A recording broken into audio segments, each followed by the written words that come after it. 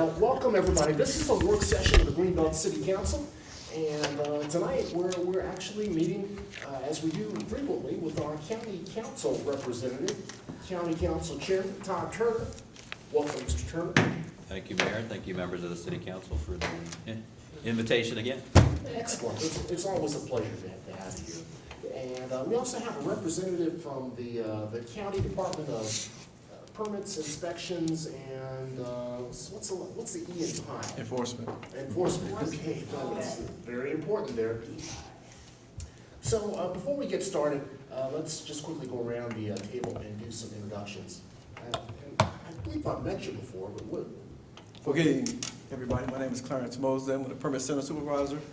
Permit Center Manager for DPI. Okay. Welcome, Mr. Mosley.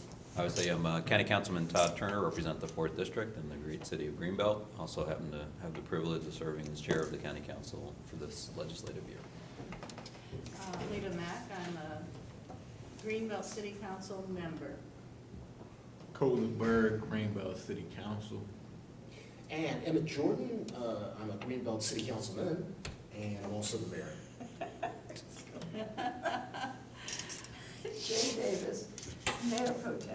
Sophie Polk, Member of Council. Nicole R., City Manager. David Moran, Assistant City Manager. Sharice Liggins, Economic Development Coordinator. Janai Lashley Mull, Administrative Assistant.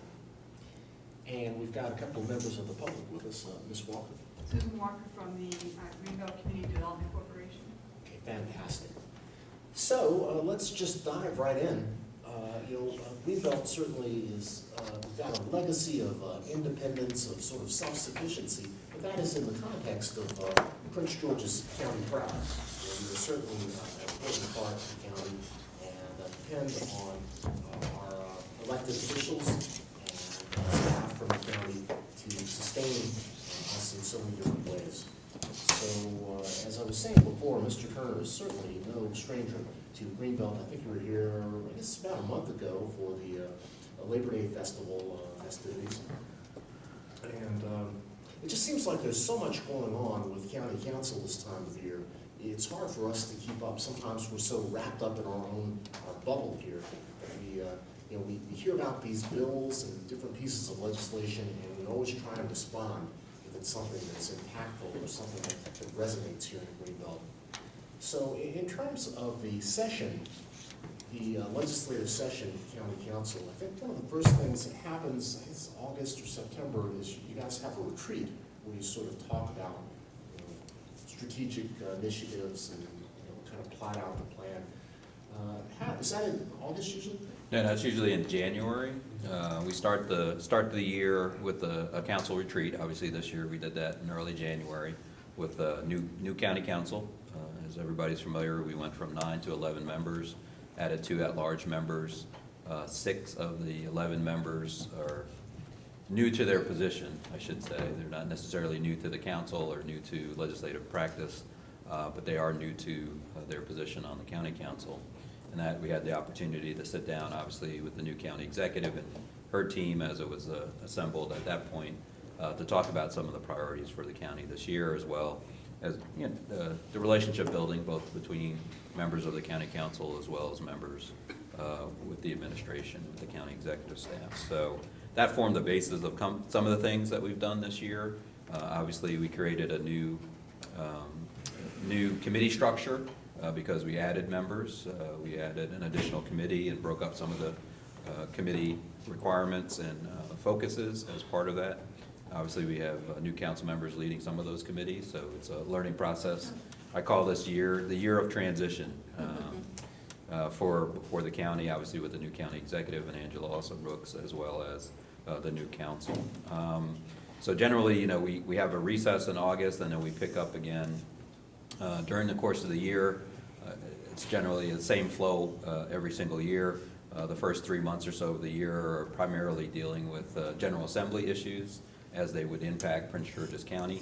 I could say that we had a very successful session this year, both in regards to some of the initiatives that we joined County Executive Angela Alsop Brooks on, whether it's related to youth services, whether it's to beautification in the county, In addition, we got additional education funding, as well as additional authority to utilize a unique process, not unique in the sense that Prince George's and the state of Maryland have used public-private partnerships previously, but this is the first time that we've been authorized by the state to do a public-private partnership for construction of school buildings. And that process has proceeded. We had a work group established last year when we got the initial authority. The Board of Education last month authorized through a resolution to set aside between 6 and 8 middle schools in Prince George's County that were what we call our Tier 1 schools, meaning those that had the most need for either new construction or substantial renovation. We got a briefing earlier this month in our Education and Workforce Development Committee, and we just sent a letter back to the administration, school administration, supporting what we're calling alternative school construction financing. This process will allow a private vendor. We went out with a request for qualification. We got substantial input from national and international companies that have done public-private partnerships in the past. We've narrowed, the school system narrowed that down, I believe, to 4 companies that will have the opportunity to bid on the request for proposal, which should be going out probably in the next month or so. And what will happen is, under this agreement, the private enterprise will build these potentially 6 to 8 schools, depending on the funding and their ability to, I wouldn't say cut costs, but to be efficient with respect to what they're going to build. And so they would have an opportunity for up to 3 years to build the schools. Just so you know, by comparison, under our traditional process, we build probably a new school every 3 years currently. So the fact that we might be able to, because of the scale of this, build anywhere from 6 to 8 schools, in this case middle schools, which are in need over a 3-year period, that is something that we have not been able to do under our traditional source. So that agreement, as part of that, would be we do not pay during that 3-year construction period, but there is something called an availability payment that will last over a 30-year period. This is going to be a little bit different because in addition to actually building the schools, while the school system will maintain control of the schools and what occurs in the schools, obviously, as far as the teaching, the company will be responsible for maintenance of the buildings. So that will extend the life of the buildings, since we have not kept up with the maintenance of our traditional schools right now. So that was one thing that came out of the General Assembly this year. We did not get state funding to assist us, but we're looking to go back as part of that. Obviously, anybody who's been reading the paper over the last day or so, we know or over the last 3 years, to be honest with you, understand that the Commission for Excellence in Education, also known as the Kirwan Commission, has come out with its initial recommendations earlier this year that the General Assembly implemented, dealing with teacher salary, preschool opportunities, specialty programs, special needs students, and obviously a subcommittee of the Kirwan Commission just came out with its recommendations potentially for new school formulas in order to meet the obligation that the Kirwan Commission set for the entire state spending additional $4 billion over the next 10 years, up to $4 billion over the next 10 years for operations of our school system. So that's going to garner a lot of conversation, and it already has over the last 3 years, but that will be before the General Assembly coming up this year. So the second part of our year is generally submission of the budget. Obviously, this was the first budget by the county executive. We worked very cooperatively with some of the priorities that she had, as well as the council priorities, particularly the funding, additional funding for schools and for school construction was the largest amount of funding that we provided, both for school construction and for operating funds, working with the state as part of that process. In addition, through our budget, we do fund numerous operations of county government, from public safety to public works to social services, in addition to providing assistance for not-for-profit organizations in Prince George's County, including the city of Greenbelt, as well as some not-for-profits here directly through the budget or through our grants program as well. And now we're in the kind of the final leg of our work after the budget was adopted in May. We're now kind of focusing on our legislative issues before the county. And I just touch on a few of those just quickly, and then I'll open it up for questions I'm sure you'll have. First one is, I know you had a briefing recently by Chad Williams from the Park and Planning Commission on the zoning ordinance rewrite and the countywide map amendment that we initiated in July of this year. Obviously, the countywide map amendment is the second phase of our zoning rewrite process. We spent close to 5 years updating the zoning ordinance, and I know the city was substantially involved and participated with the Park and Planning Commission and their consultant. We adopted the new zoning ordinance in the end of last year at our session in October, and then initiated the countywide map amendment, which would rezone the entire county, but for Laurel, all the properties within the county as part of this process, which we expect to take until the end of next year.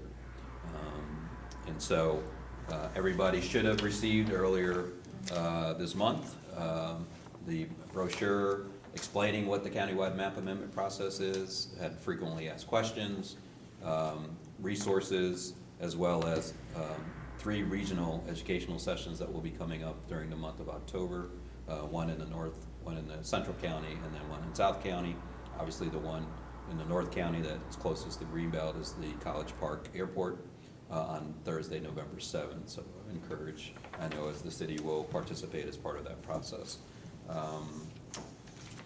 So that's what we move forward with this year, and the goal is to have a new zoning code in effect probably in early 2021 as part of this process.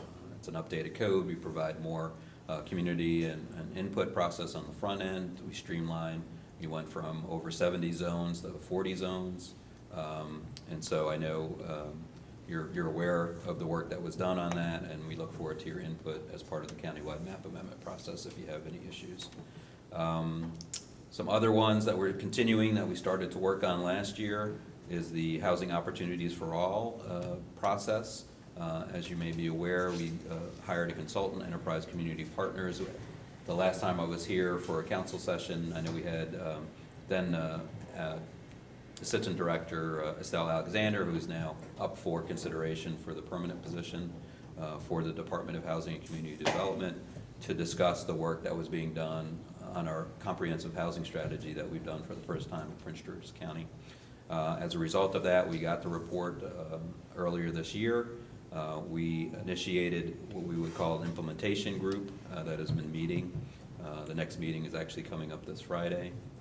If you're interested, they're open to the public. We have an advisory group of approximately 20 stakeholders, including municipal representation on that group, and they're going through the report and focusing on certain areas as a way of potentially having legislation which would include our current right for first refusal for affordable and public housing, so it wouldn't be turned over.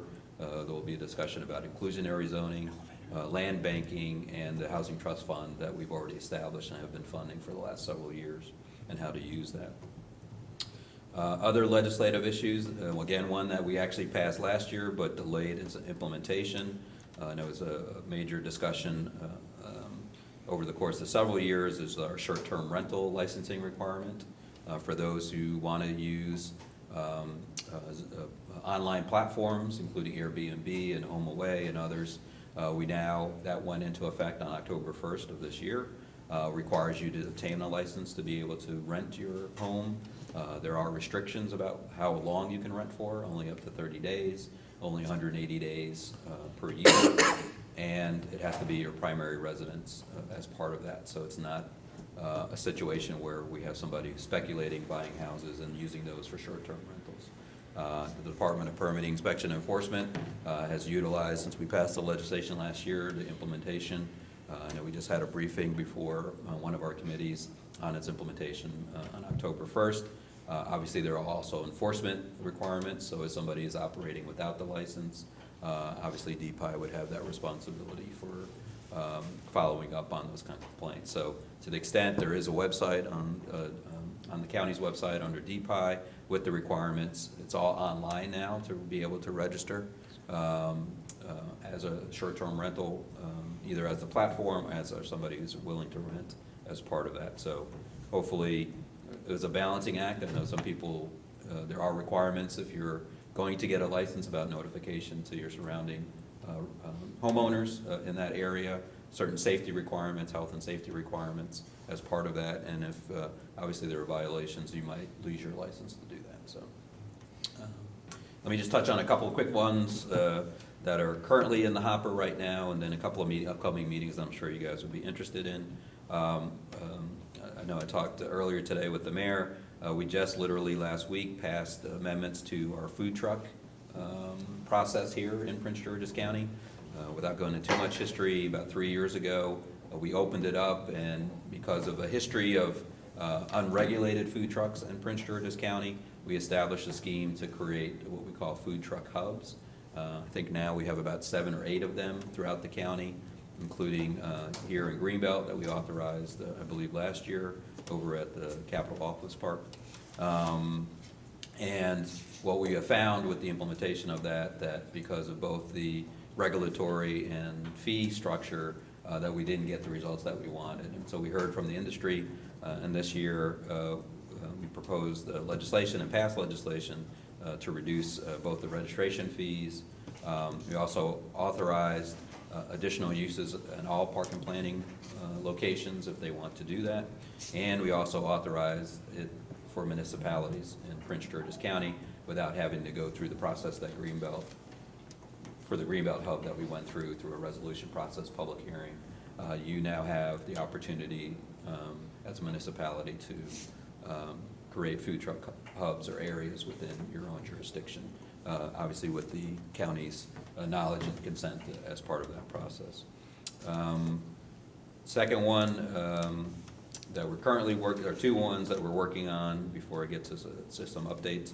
Obviously, for the first time in probably about 15 years, the administration submitted legislation to update our animal control provisions in Prince George's County, including creating additional categories for potentially dangerous animals, as well as what we currently call vicious animals, but will be dangerous animals. As part of that, as part of the committee consideration of that, I'm sure you're well aware, there was an amendment proposed, several amendments proposed to address some of the issues. The biggest one is to remove our current 22-year-old ban on pit bull breeds in Prince George's County. We're currently the only jurisdiction in the entire state of Maryland that has a breed ban. I have to say probably in the region as part of that.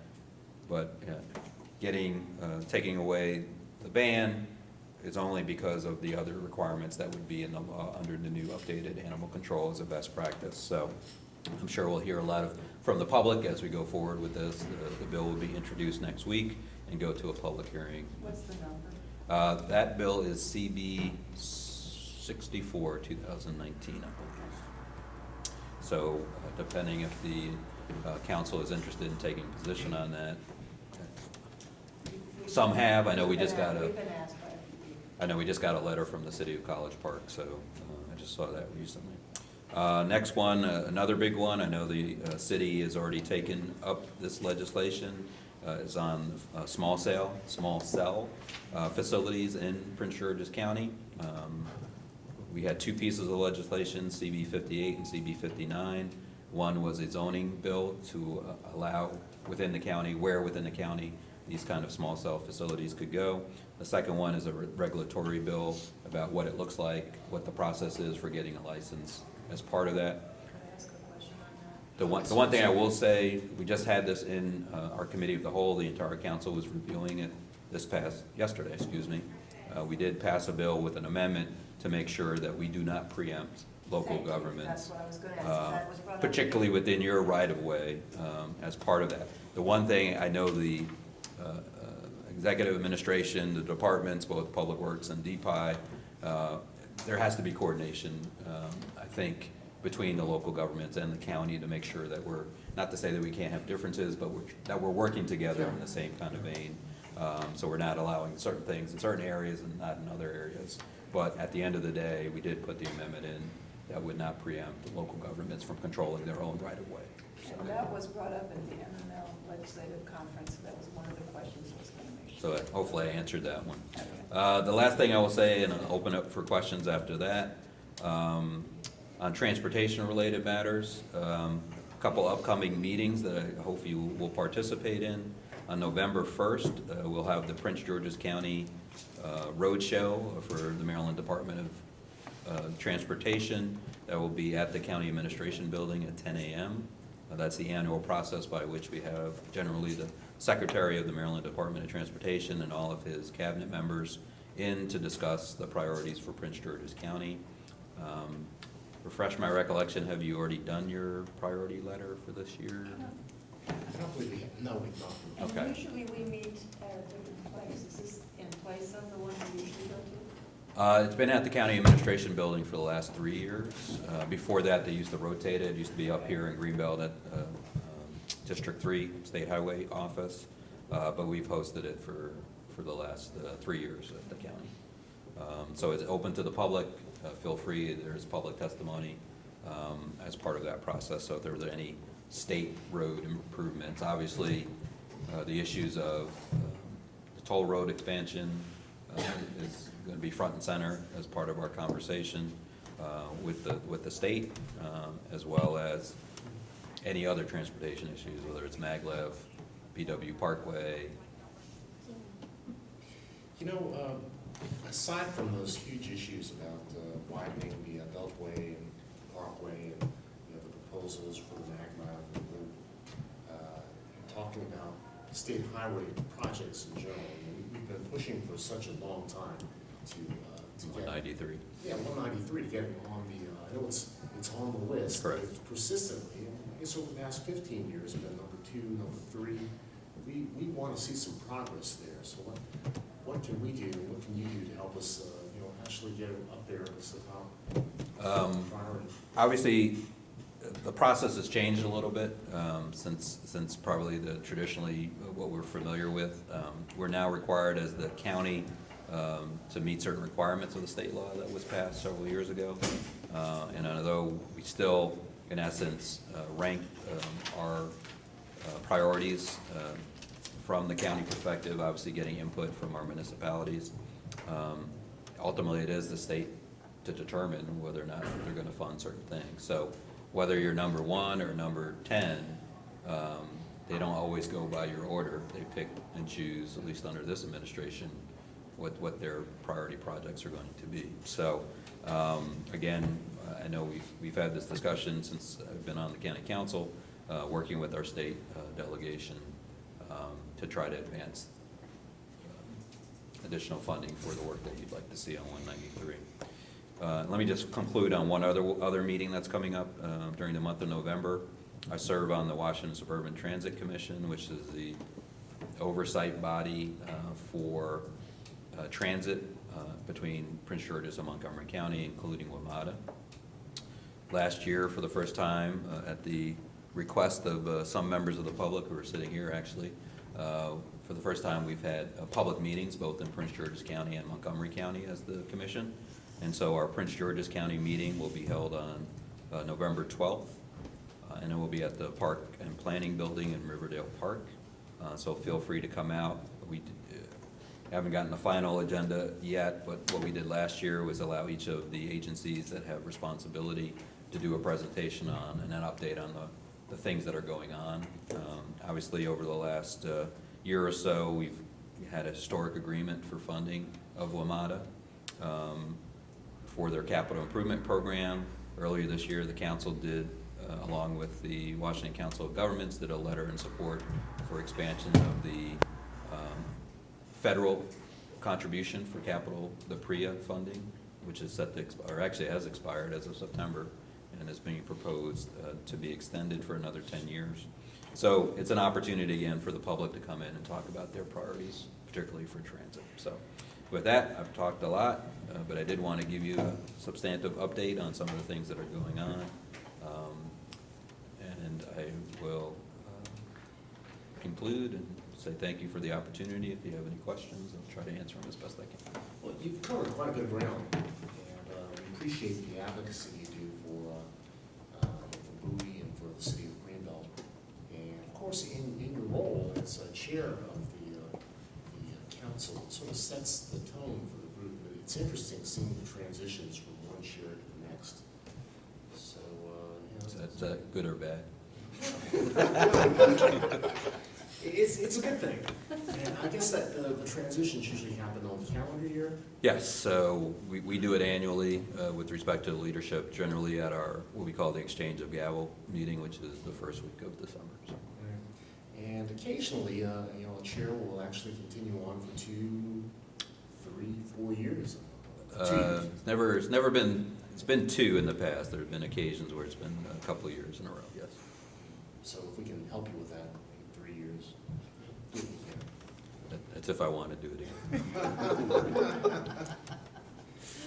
So, hey, do you want to start off with education first? You covered a lot of ground when you talked about education. And I know Rodney had his hand up. You talked about the P3s. And, everybody's talking about those. The state, across the country, public-private partnerships. They seem to be a way of actually taking action and moving things ahead when funding's very, very tight. But, there are some downsides as well, or there's some implications when it comes to, local jobs and actually, making sure that, the facilities are of the same, somehow those companies that are coming in with the bids are finding a way to build them less expensively. So what are some of the downsides that you talk about in terms of P3 partnerships? I think you mentioned some of them, and obviously we're aware of those in other contexts. Like I said, this is the first time, not only in the state of Maryland, but the United States of America, that a P3 process is being used to build schools. Now, it's been done in other countries. It's been done in Canada. I think it's been done in Australia, maybe in Europe. But this is the first time in the United States of America that we're using this model. We understand that in Prince George's County. We, for lack of any other reason, people are watching us to see if this works or not. So we've been very circumspect. We've taken 2 years, in all honesty, and we brought in consultants in the field as part of that process. With respect to some of the issues that I know some have raised, one is the school system will retain the actual buildings, and after the 30-year process, that's what the agreement would be, those schools revert back to the county. Without the services of the vendor as part of that. Second, with respect to the building, under the both the resolution that was passed by the school system and our response as the county council, there are requirements for local, small, and minority-owned businesses in Prince George's County, certain minimums that are required as part of those who qualified under the RFQ. And to our understanding, and was not involved in that evaluation process, all of the 4 remaining that can bid on the project have all exceeded those requirements. Now, again, it's going to be an enforcement thing over that period of time. We are going to enter into a memorandum of understanding between the school system, the Office of the County Executive, and the County Council, have a steering committee and oversight committee as we move forward with the construction and/or operational side of that. We also will be requiring prevailing wage as part of the building. The schools themselves have to be built to the state specifications. So any school that's being built traditionally between the county, it's a joint process between the county and the state for funding of our current schools, which some would say that delays how many schools we can do because we got to rely on state funding and their requirements. However, because the state has authorized this program, we are still under those requirements for the quality of the building that is built. The other side of that is the vendor is required to maintain that building during the life of the contract. There is an opportunity that a vendor could go out of business. That's part of that, but we protect ourselves as part of that. The financial backers of the vendor are the ones that are taking the risk with respect to that. And so there are bonding requirements, so we would get somebody to substitute if somebody were to go bankrupt or something during the course of the agreement. So it is new. but we're trying to be circumspect with respect to how we move forward with this. Are there going to be bumps as part of this process? I'm sure there are, but that's what that would be our responsibility as the county. Okay, you said 6 to 8 schools, or any of them here in your district? None of them are in my district, but I will simply say, I take this because I'm now chair of the council. I'm not just simply the 4th council district member. The process by which the school system has identified where the needs are, let me put it this way.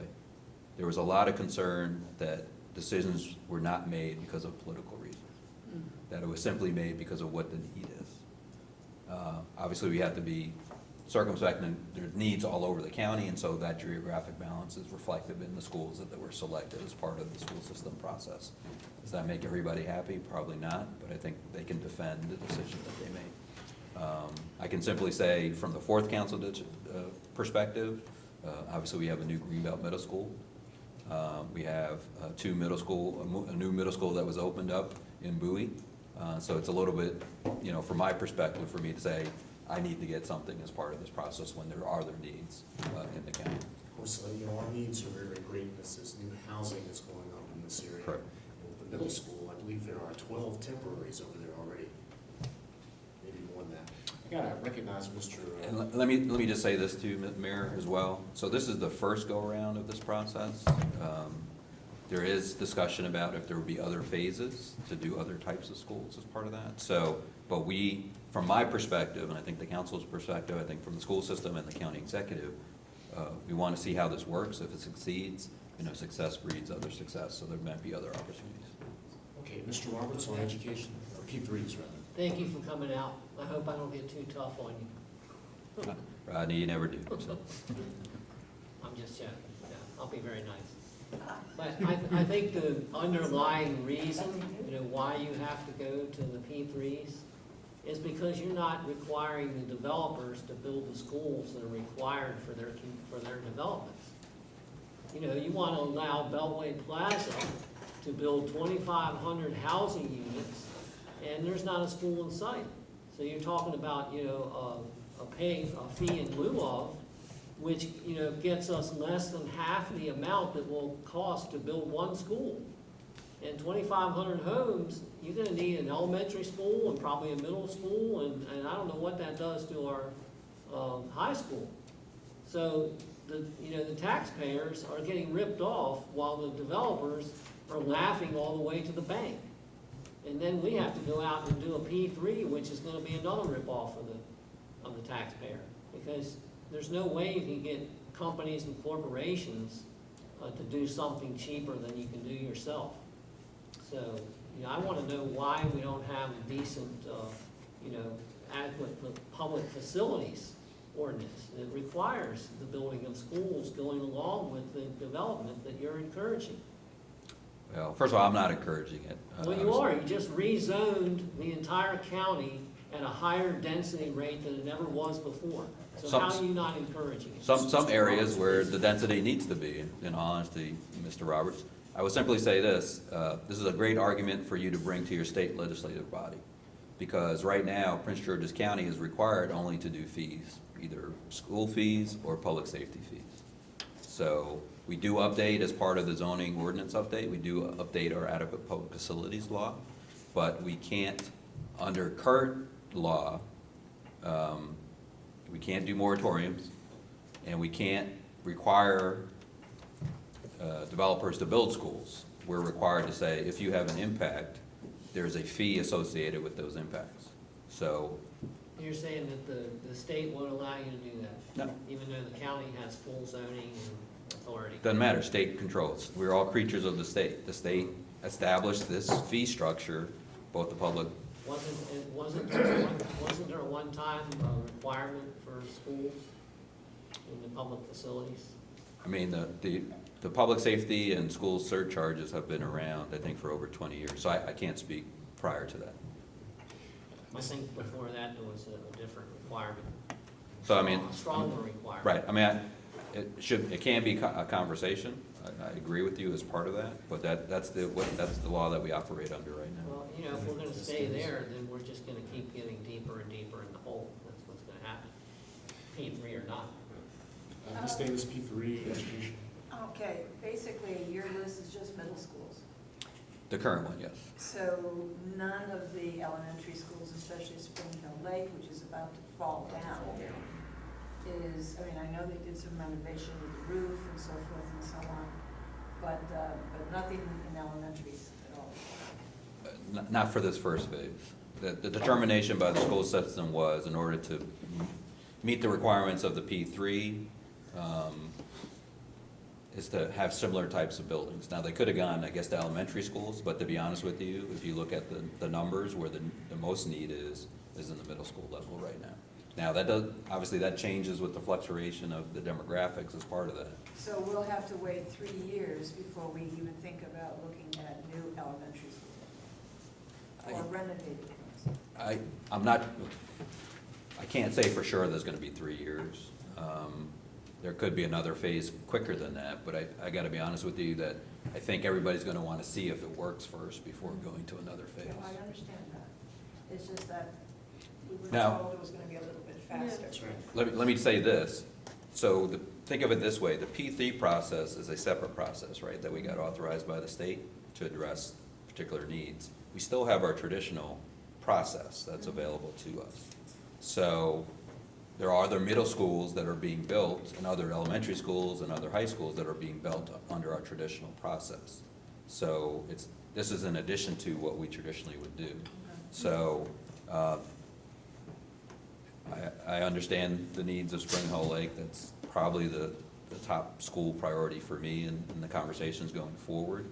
But like I said before, it's hard for me when my other colleagues looking around when they haven't gotten a new school built to look to other areas of the county to say, well, there's schools. Piggybacking on what Mr. Roberts said, we also do need a new elementary school somewhere in Greenbelt. There are places in Greenbelt East, but we'll see. I will simply say, obviously, currently, the greatest need is on the northern part of the county because of overcrowding. And so, like I said, with our traditional, there are new elementary schools that are coming on. Can I sit here today and say there's gonna be a new elementary school in Greenbelt? I couldn't say that. There's not been anything proposed as part of that. My focus, to be honest with you, is for the schools that are existing to make sure they're operational. And I think, listen, you know, Bowie has wanted a new high school for years. That's probably not gonna happen because a new high school costs us, depending on what you have in it, between $90 and $120 million. That's anywhere from between, 5 and 6 elementary schools, so. Ms. Mack, Two P3 questions. education. Two questions.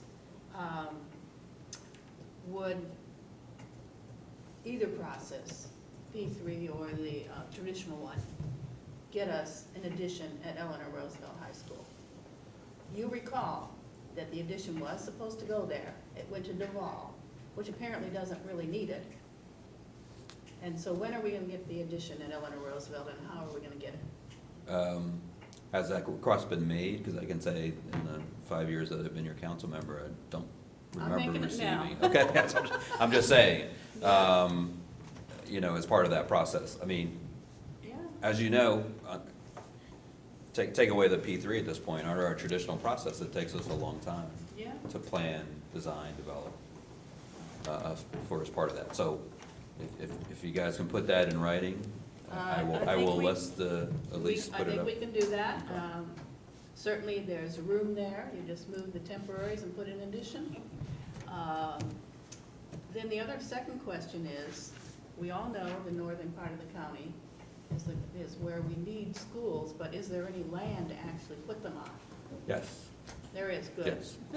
The short answer is yes. So either using an existing sites, or sites that have, Yeah. And we do have a site. Yeah. We actually have an elementary site, which is probably not gonna be adequate, but we have a middle school site that would be good for an elementary school. Gotcha. Yeah.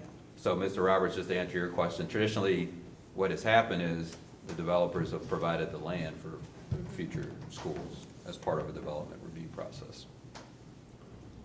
Hey, Ms. Pope, you had a comment about P3's education? Yeah, I was just a little disappointed that Spring Hill Lake was not on there, because, with the growing population, especially in that area, with, mean, it's gonna be a challenge where the elementary kids are going to go to school. Right. You know, I mean, Berwyn Heights is not gonna be adequate, Greenville Elementary is not gonna be, I mean, where are we gonna take those children so they can go to school without parents having to go to private, pay for private education? Right. And I know that, well, I work at Spring Hill Lake, so, you know, the roof was done, and we have painters in there that are painting the walls, and, you know, these little things, but it's still, we have children in wheelchairs, and they are not gonna be added, you can't go into the music tent. You know, now I saw today they're building a ramp, but, I mean, there's a lot of challenges in that school. So I don't understand, so I know that we were on one list, on some list, probably the traditional list, I would assume. It is, yep. So at least we haven't fallen off the traditional list yet, so I'm glad to hear that, but I am a little bit concerned that we're not getting a new school, or at least that we can add on to existing elementary schools, because the pressure is high on us. You know, I mean, the pressure is really there. I mean, Greenbelt Station is huge. Beltway Plaza, that development's gonna be huge. The other development next to the courthouse that's coming, I mean, those are large developments with not just efficiencies. I'm talking 2-3 bedroom apartments and houses and townhouses and whatnot. So you know they're gonna be children. Now, I mean, I don't disagree with you. I mean, the need is great in the county. We have over $3 billion in either repairs or renovations or new buildings that we need to build. I'll be honest with you, we could not do that in any of our lifetimes to do that. That's why we're using this alternative opportunity for us to build schools quicker in order to meet the needs. It was determined that the most efficient way of doing that under the P3 was to do similar types of schools. The greatest need at this point was on the middle schools as part of that. Once again, it doesn't preclude us if we go to other phases to be able to do other schools as part of that, but we still also have the traditional process, which takes a little bit longer. But if we find that using the P3 is a way for us to address the needs, then that might be an opportunity for us in the future. Have you ever, I remember that before the new Greenbelt Middle School was built, there was a discussion about building a campus, like, where you have elementary and middle school together, I mean, separated in, you know, in different parts of the buildings, but making it larger and housing elementary and middle school kids on one campus, so to speak. Right. That is proposed for some areas of the county. There are K-8 schools that are being proposed. I know I was on a work group with Senator Rosenpep and Delegate Valentino Smith on school construction issues in the last 2 years. And so we did visit some of the schools. We also visited schools that were done as part of a P3, which were private institutions, both in Annapolis and in College Park. So that is something the school system is looking at. Once again, I don't recall it being discussed here for this area. Might have been before my time as part of that.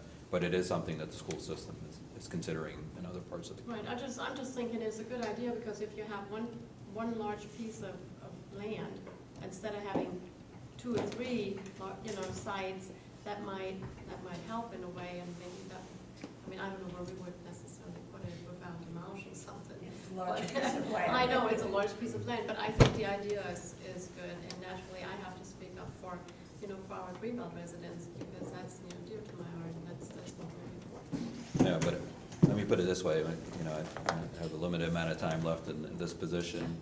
I think with my predecessors, we've been very successful in getting new schools in the 4th Council District, but I still think Spring Hill Lake is one of those that we need to resolve before. Well, you know, it kind of goes back to Mr. Roberts' line of thinking, education and school construction. You can't, if you're gonna have development, and we are going to have development, our metro station is probably the least, one of the least, if not the least, developed metro stations in Prince George's County. At the same time, you know, we've got this incredible location right on the Beltway. So, you know, Greenbelt Station is evolving, And, you know, it's, the other day, I heard that all of the units have been sold. There's proposals for Bellevue Plaza, there's proposals by the courthouse. So, you know, as Bowie and other parts of the county have had a lot of investment, now is the time to really be thinking about Greenbelt, about schools, but also, you know, about transportation. You know, this is, you know, transit-oriented development. That's what has to happen. And for us to maintain our affordability, also, you know, the development that happens needs to happen in appropriate places. So, schools, the Greenbelt Road corridor, you know, these are investments that need to be starting. The ball needs to start rolling for things to work. I want to shift over to. I don't think, Mr. Bird? Mr. Bird, did you have an education question? No, Okay, I was just making sure you got no, it. thank you. I want to shift over maybe to talk a little bit about the zoning rewrite, just briefly. You know, we did get the presentation. I watched it, I tried to watch it on the video. It was really hard to follow because of the sound. So we got the briefing, but as you know, the neighborhood conservation overlay zone is something that, you know, as far as a lot of our residents are concerned, it's something that has to happen. So I know that's on your radar screen. Right. But in a more general sense, there's a lot of concern about the way things are going. The consultants came in and they made the recommendations on the rewrite itself. And one of the things that they were sensitive about was these text amendments. And county council, I believe, kind of decided to not exclude those and to continue with that practice. It seems like there's a lot of those going on. Is that merely a reflection of the stage that we're at in the process, or do you think that's going to continue on? I will simply say this, from my perspective, I know people call them text amendments, they're legislation. You know, you as a legislative body, we do legislation all the time. I know people don't necessarily like them, but they were an indication that the reason why we needed to update our zoning ordinance, because it wasn't achieving the goals that we wanted. And I think that was clear from the work that the Park and Planning Commission did, as well as the consultant. I have to say that the consultant, you know, if you put it on a spectrum, you know, if Prince George's County was here under our current zoning ordinance, the consultant's plan was here on the spectrum, you know? So the county council said, that's not where we want to be. We want to be kind of here. So, yeah, there were some things in there, I'll be frank, you know, you as a legislative body yourself would not give up your own authority, right? Let's be fair. So we did not give up our legislative authority to make those decisions. So what we're seeing, and I can say this personally because the legislation I've introduced this year has actually been utilized to be able to move us to the new zoning ordinance. So the things that were part of the zoning ordinance where we would be if the process moves out, like I said, hopefully in 2021, why were you allowing people to wait if that's where we know we're going to be? So a lot of the legislation I've done personally and sponsored this year allows us to do those things a little bit sooner instead of waiting for another year and a half. That's not every piece of what I call legislative amendments as part of this process, but it is an indication that the zoning ordinance was not working to the extent it was. And I think what will happen, that's my hope, I can't swear to this, but because of the work that was done on the zoning rewrite, we'll see less and less of those because there's more flexibility under the zones that we have now. Now, whether or not people agree with that, it's going to be a trial and error. Like any piece of legislation, you got to see how it impacts and works. If it doesn't, we have to come back and change that.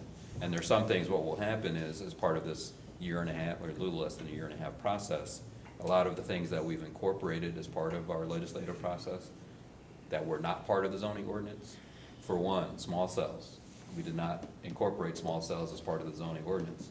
That will now have to be incorporated as part of the zoning requirements. So we will do that process simultaneously with the countywide map amendment. So in essence, everything that's been passed up until that point that we still want to continue, that's not in the zoning ordinance, we would have to update as part of that. So we always knew that was going to be corrective legislation because things change over the period of 5 or 6 years that you're doing this process. But simply to say that We, as any other legislative body, have the authority to change legislation. Obviously, you know, consulting with the community is important. You know, I've done that in my efforts. You can look at what's happening at the Glendale Golf Course.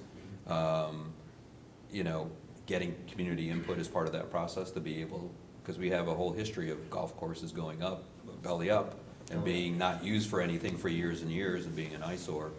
We did not want to see that happen at the Glendale Golf Course. So. Right. Gosh. Hey, so just in terms of the process, what's your perception? Is it on track pretty much, the mapping, completion of the mapping ordinance, a little bit behind, and are there some other touch points with the public and other municipalities and the additional?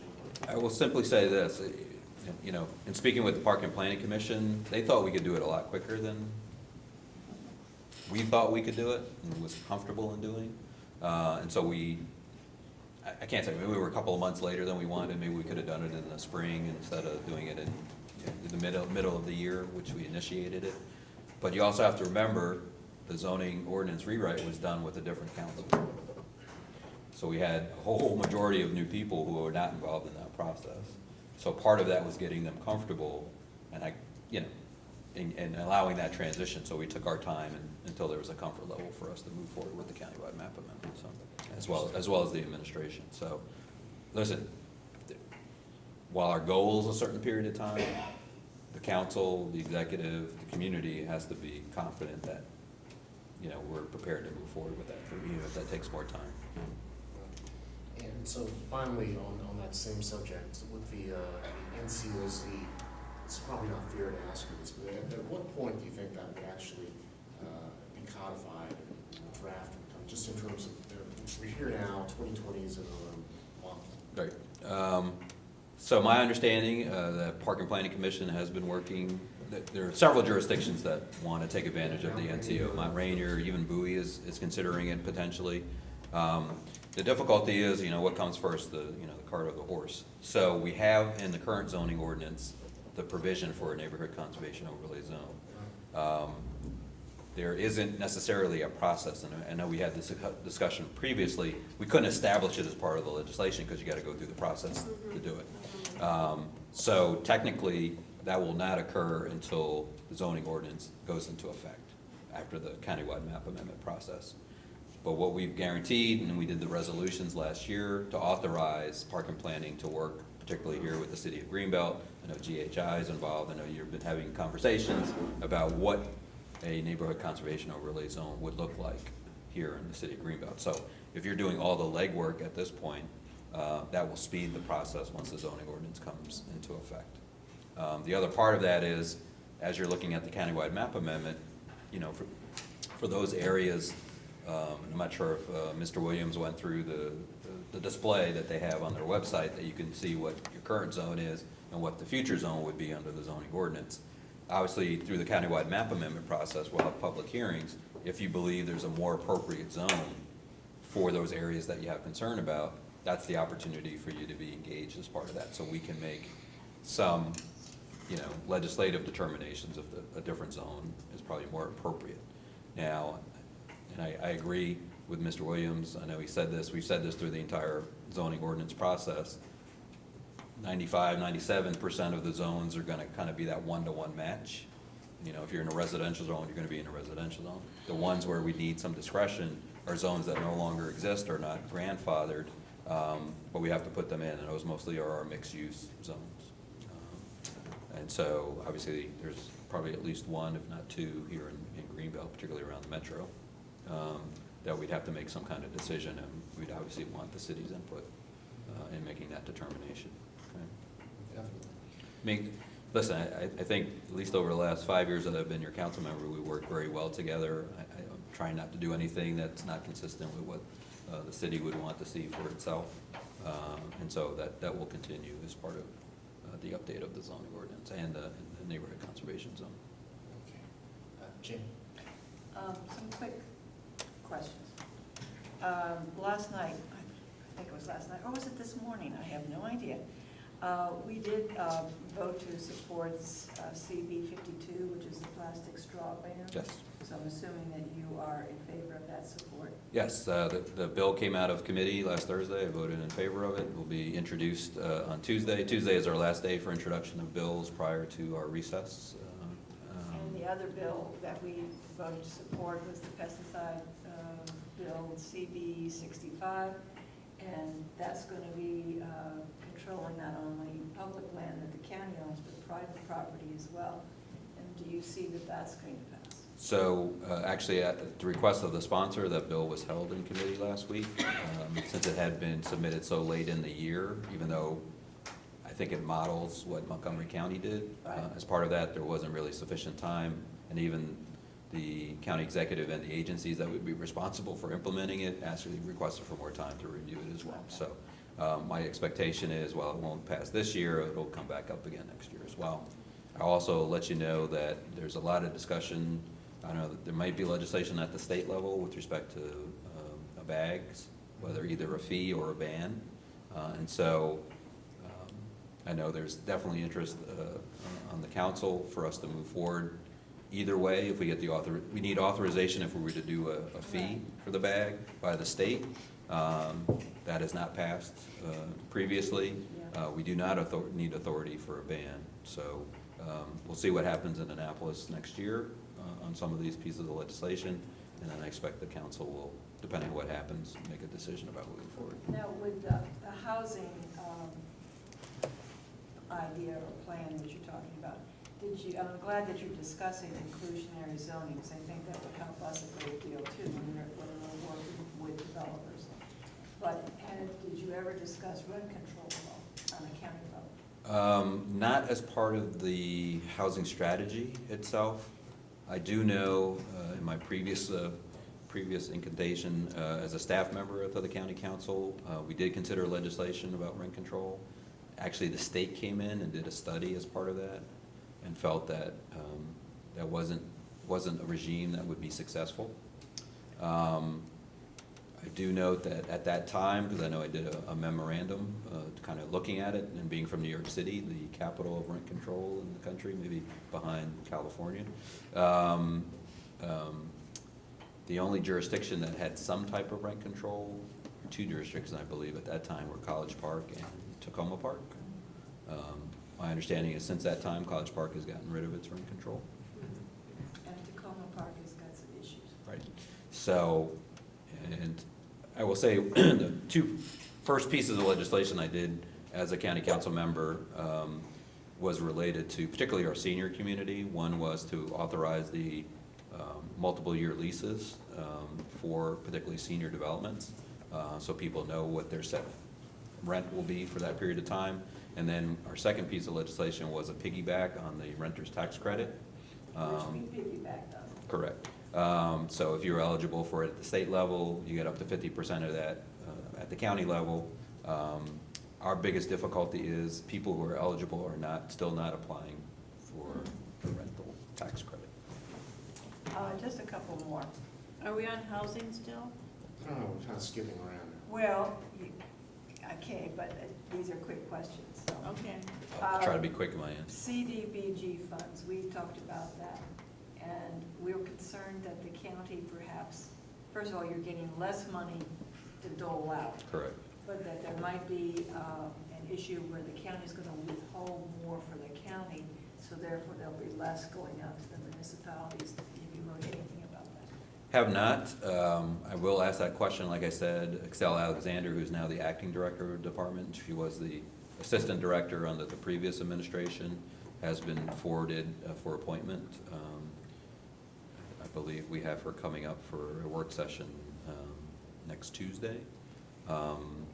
So I will ask that question. The biggest issue has been the fact that the federal government has been cutting back, or trying to cut back, particularly under the current administration, on the use of the funds.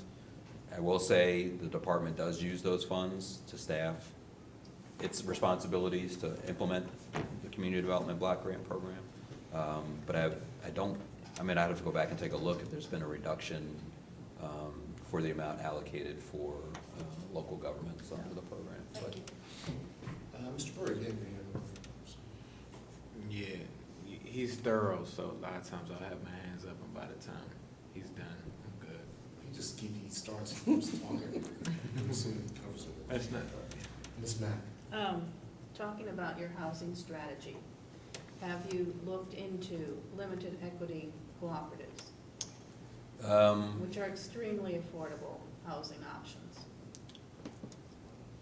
And if you're thinking of New York City, there's very good examples of Sure. limited equity cooperatives there. If you want to live in New York City, the only way to live Wow, and quotes. afford it is a limited equity housing co-op. Councilmember Mock, I have to get back to you. I don't recall that being, they didn't, let me put it this way. I'd say the comprehensive housing strategy was kind of a broad brush. We looked at what tools in the toolbox And other that's a- jurisdictions. And I'm just suggesting Right. that that's a good tool. So I'd have to go back and take a look. The report's online. I think Yeah. we provided a If copy. you want to know about it, I'll tell you. Come out to one of the work If you groups if don't want you to know want. about it, I'll tell you anyway. Sure you would. If you want to come out to Yeah. one of the work groups as part of that I'd and make be that happy- recommendation, I would be happy to do um, that. you can make sure you get on the mailing list before I'd be- the yeah, activity. I'd be happy to do that. You mentioned municipal representation on that housing work group. Who's on there? We have a representative from the city of Bowie. Okay, and how many people are on the task force? There are, I'd say, between 15 and 20. Okay, and you're meeting on a monthly basis or as needed? They've had 2 meetings so far. The 3rd meeting is this coming Friday. I believe they have a meeting scheduled for December. The resolution authorizing, it got started a little bit late because of caught in the budget process, was to be about a 6-month process for them to start issuing some interim reports beginning next year. As part of that, for some of those areas that were a part of the report that we wanted to consider. So that included, like I said, land banking, the housing trust fund, inclusionary zoning, and the first right of refusal opportunities. First right of refusal in DC usually means that people there set up a housing co-op. Correct. So that might be one of the viable options with Right. respect to that. The way the law is right now, as we passed it, it's primarily, we can work with outside entities to do that, but it's primarily the county responsibility to identify where we want to purchase something that was affordable housing. But we really appreciated your taking the time to set up a briefing for us on comprehensive housing plans a while back. That's the kind of thing that other municipalities like our sister cities in New Carrollton and Berlin Heights and College Park like to hear about. I guess we have a 4 cities meeting coming up next week. But in general, sometimes it's just hard. We're so wrapped up in our legislative affairs that we cannot provide the bandwidth sometimes to focus in on the important issues that you guys are talking about. So briefings really help. The one I would recommend, and I know you know this, Emmett, for serving on the board for COG, obviously, over the last year, the Washington Council of Governments has focused in on housing in the Yes. metropolitan region. They issued their recommendation, and we adopted a resolution, I believe, in our September meeting That's right. about meeting some of the goals. That will be part of the discussion of the housing opportunities for all work group. Because in essence, you know, we're at a deficit for housing going into the future to meet the demand that we expect to come in. I would encourage you, we had Chuck Bean, Executive Director, come in and do a briefing for us a couple of weeks ago. So maybe something for the 4 cities to talk about as well.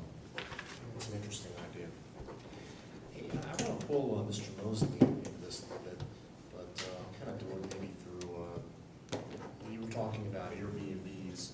You know, I remember there was so much talk back and forth on how we're going to do this. There was a lot of interest here in Greenbelt about Airbnbs, although we don't really have that many problems as far as I know. But, so one of the questions though is okay, we passed this legislation at the county level, so how are we going to enforce it? You know, are there resources? And I don't believe when it passed, there really weren't any additional funds to go to Cape High for the enforcement piece. Is that correct? At the time that we passed it, no, but since that time, we've had a budget. So there was a focus to provide additional resources to the department to be able to implement it. That was part of our discussion with the county executive. Now, whether or not those positions have been filled or that's not us. We authorize the funds as the legislative branch. It's the executive branch that has to expend those funds. But I'll turn to Mr. Mosley if he has any comments with respect to the short-term rental. It's not Airbnb, short-term rental. So, Mr. Mosley, welcome. So, how are things at DePi? Very busy, very, very busy. And thank you for inviting me. I appreciate the invitation. And so with that question, our enforcement division is going to be very much involved in that process, making sure that everything is done properly. As the licensing division is making sure the licenses are issued properly. Then there'll be our enforcement division who will go out and do the enforcement side of that, whether it's reported by, a resident, if something's going on that doesn't look too well, or we're doing our due diligence while we're out in the field to make sure everything is up and up. Jen? Yeah, how are you coordinating with the municipalities? Because our, Greenbelt has a planning department and enforcement, and we take care of rental permits and so forth and so on. And I know that Ms. Ruby was gonna wait until October 1st, and then was gonna work with you to see what we can do to coordinate, because I believe we as a municipality can start using that enforcement and also use the same, we already have something already, so that we can start working with short-term rentals. How are we gonna coordinate? Well, unfortunately, I don't work in that particular division. I'm mainly on the permitting side on the first floor. She's up on the sixth floor for enforcement. So I don't get involved too much in that area of responsibility. But if you would have particular questions about it or concerns, you can just send it to us or send it to me, and I can make sure we get an answer for you. So I guess we just have to make sure that Ms. Ruby is contacting that person, because I think we should start. I know it's, whatever ones we know about, we should already start knocking on their doors. I'll simply say this, I know in the legislation there was a discussion about the role of, the county versus the municipal government. I think there has to be sharing of information, whether it's on the enforcement side. If, let's be honest, you as a municipality are probably going to get the first complaint if somebody's renting out their home without authority. The other thing that we have within the short-term rental law is for those rentals that are in common ownership communities, whether it's co-ops, HOAs, you have to get the approval, or give notification, I should say. I'm not sure if we said it had to be approval. You have to get notification that you're actually in good standing to be able to rent. We do that now currently on our traditional rental process. So that caused some controversy because, people, if they're having difficulty meeting their obligations for their housing, want to do the rental in order to meet that obligation. So, that was a balancing act that we tried to do as part of that. But it's the owner-occupied part as well. Greenbrier had quite a few foreclosed units and empty units. And a couple of folks came through and bought them. And they aren't living in them, they're just using them as short-term rentals. And we did have some problems with one. I don't know if that situation has been taken care of. So the owner-occupied, I think, was very, very good at this point. So, Mr. Mosley, I guess it's been about 3 years, maybe 3 years since the reorganization of the DPI came about. There have been some shifts around with new people. So there's a new director? Yes. We have a new director in place. And as a matter of fact, DPI came into this in 2013, so we've been out there for a little while now. Things are moving very well at DPI. In fact, we have a lot of buy-in from our community partners, especially in our permitting section. And I've got some information for you as well. I'm going to share with you a little bit later how the system works. We have gone to the extreme to make sure that our residents and our business community understands the permitting process. That's kind of what's been slowing things down in some respects. Is everybody doesn't understand the permitting process. And we've done some things for the last 4 or 5 years where we've now took our permitting application online. Before, we did a lot of paper. It was paper. But over the last 4 years, we have turned over paper to an online process to make it easier for the community to be able to apply for permitting or permits online. Even to come down to our trades, would be our electrical, mechanical contractors. They can now apply for their permits online, obtain them without even having to come to the office. On the main permitting side, we've done some things there where you have a two-pronged process, where you have the option of doing the more traditional method of filling out your application online and bringing in your application and your supporting documents to go through the permitting center to actually walk it through the permit center. Then we have what we call our E-plan process. Those who don't want to come into the office, they can take advantage of the E-plan process, but you have to select it. So when you go into the county website to look for, to select your permit, you actually have to select E-plan. And once you select that, then that's all electronic process. You'll get, once you complete it, you'll get a response back from the county saying, we received your application, this is your next step. And you can upload your plans and supporting documents so that you can be reviewed in-house. Now, there was a question about timing. There's always a thing about timing with that. Generally, projects, mid-sized projects may take you 4 to 6 weeks to get a response, because we have to go through all the reviewing agencies that's in the process. And not just DPI, we have parking and planning is in their process, we have site road division in their process, we have WSSC in their process. Municipalities in their process as well, who talk, who let us know about what's going on. So, and even when a permit's issued, it always is a statement on there that says you must conform or comply with your local municipality's rules and regulations.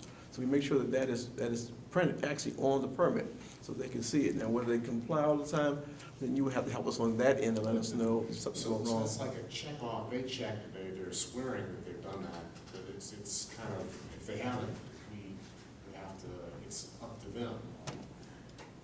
So we don't always know, if sometimes they don't know that they really need to check in or what they need to check in with. So the permitting piece is something that we hear about from our small businesses and our large businesses. It's a challenge. I know with DPI, the ideal is to one-stop shop, you go there, everything's right there. And with the online piece, it makes it more convenient, but the timing is pretty difficult. So our economic development coordinator, Ms. Liggins, has been with the city now for some time, and she's really closely in contact with a lot of businesses. Ms. Liggins, have you heard about any challenges that any of our businesses have had with permitting, just kind of navigating the process? Because maybe it's something, maybe we'd actually have more on our website that tie into your website so it'd be easy to find things. But do you have any impressions about how our business owners feel about dealing with DPI? Sure. I think that most people have two concerns. One is fully understanding the process. So I think, as you alluded to, there is sort of a bit of a misunderstanding in how the process works.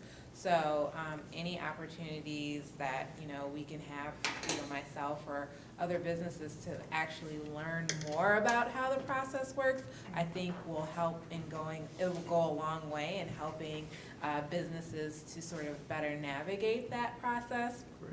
And then secondly, I think the other piece of feedback that I tend to get is that they may see someone who tells them that they have certain requirements that need to be met. They work to get those requirements met, and then someone else will come out and say, no, you have a different set of requirements that needs to be met. So I think that the other sort of area of need would be to understand, how consistency plays a role in that process, where there might be gaps in transitioning the information from one inspector to another would be really helpful as well.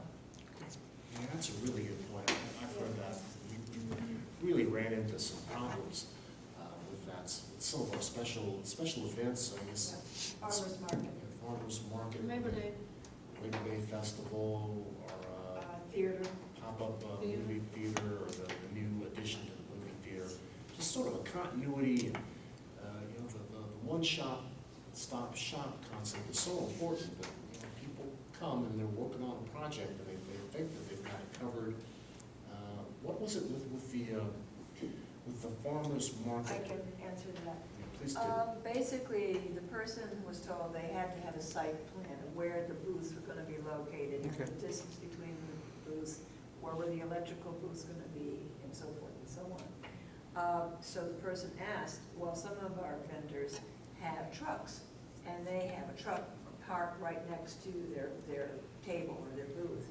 And the person said, oh, you don't have to put those vehicles on the site plan. We just want to know where the booths are going to be and where the electrical things are going to be. So they did that, they turned in their site plan. The person came out to inspect and said, but you don't have the vehicles on your site plan. But we were told we didn't have to. Well, yes, you do. And so there they are, trying to open up the farmer's market that day, and they were told, well, maybe you can't open, but they allowed them a sort of a temporary permit and said that by the next Sunday, they had to have the site plan corrected. So there was a disconnect there. So that's the problems that people, and it drives them crazy. Yeah, it's a serious disconnect. Fortunately, the inspector was flexible enough so that we were able to open on time. Great. But, man, there was such frustration and such anxiety. Well, let me say this. I've been working on farmers markets for about 5 years. I represent DPI at farmers markets meetings every year. I make sure at every meeting that our requirements are clear. We write them out so we can make sure that every farmers market organizer has those instructions. Even when it comes down to site plans, we're very clear on what needs to be shown on the site plan for safety reasons. Now, there is a little disconnect that I found later on. I was working with the fire marshal's office, which is totally separate and apart from DPI, okay?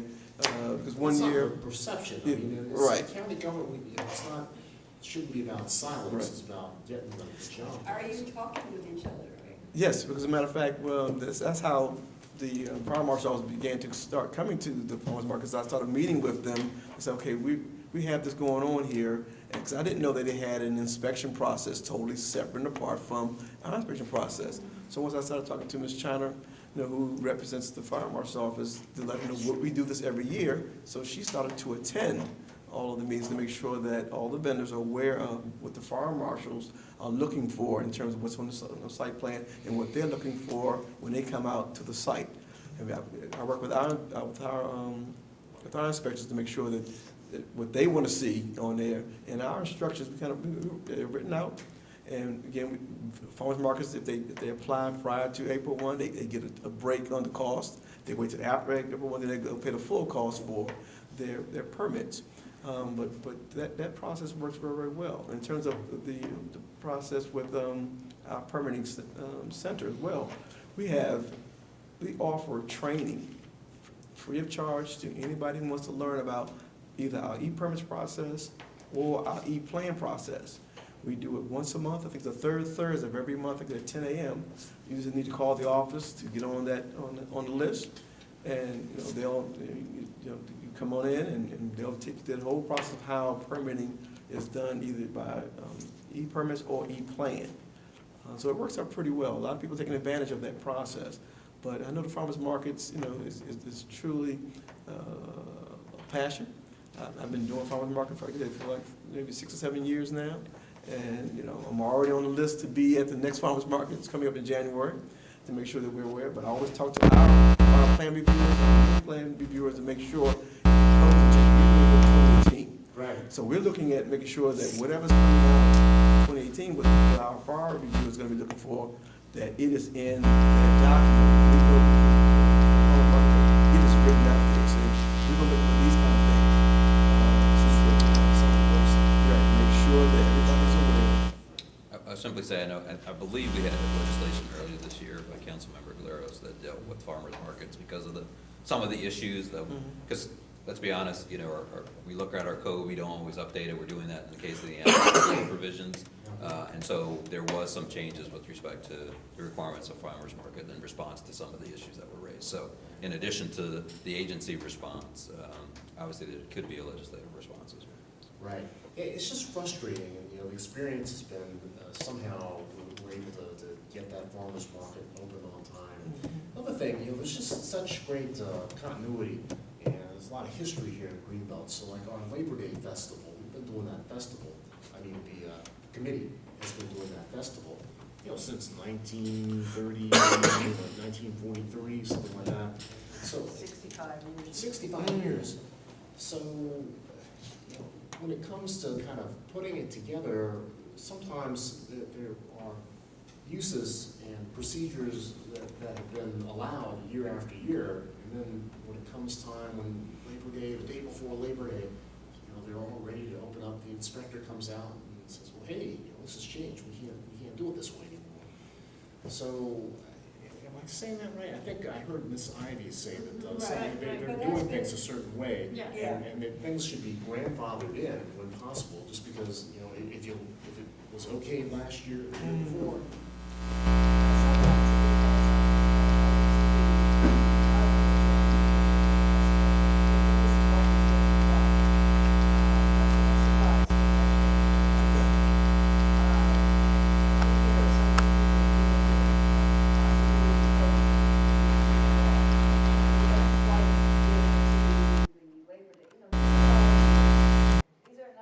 Commercial business people who are aware of everything that happens. You know, so every year they ramp up and they have new volunteers. So it's gonna be a two-way thing. So yes, it's happened in the past, it continues to happen. And not so much that it's grandfathered in, but there's something new, but they didn't get advance notice. Right. Or they had to understand like the type of canvas, whether it's fireproof or not. And so, you know, they said, well, you have to check the label on the inside. Well, most people don't know to check the label on the inside. They were told by the fire company, this is a fireproof canvas.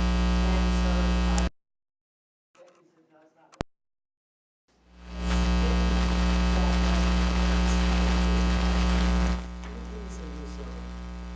We have, in our process of studying this, that is taking off. We have, you know what size event we have, you may go before what we call the Special Events Committee.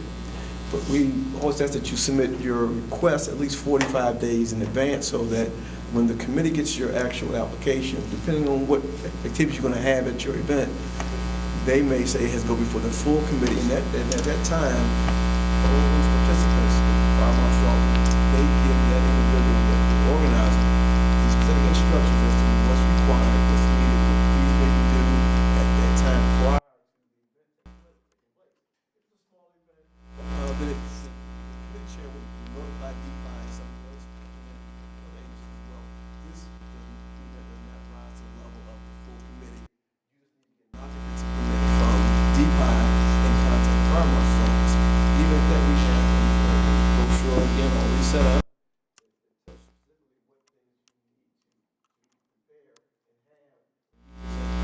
Application for review. We will come down to the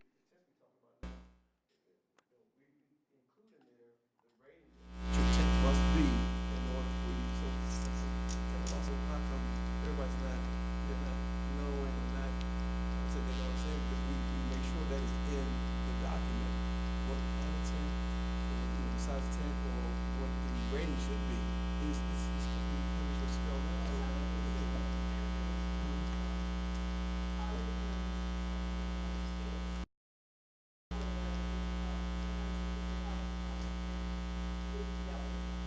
But it's volunteers, and they're trying their best. And they thought they did it. They thought they read the Right. regulations, and they thought they met it, and then comes the day when the inspectors come in. So most of the time, the inspectors are fairly flexible, which we appreciate. Fire marshal, is hardly ever flexible. That's And, right. you know, I think, and maybe that's because they really need to. They are, but somehow, you know, they're sitting Oh, very, yes. so that we are talking to each other.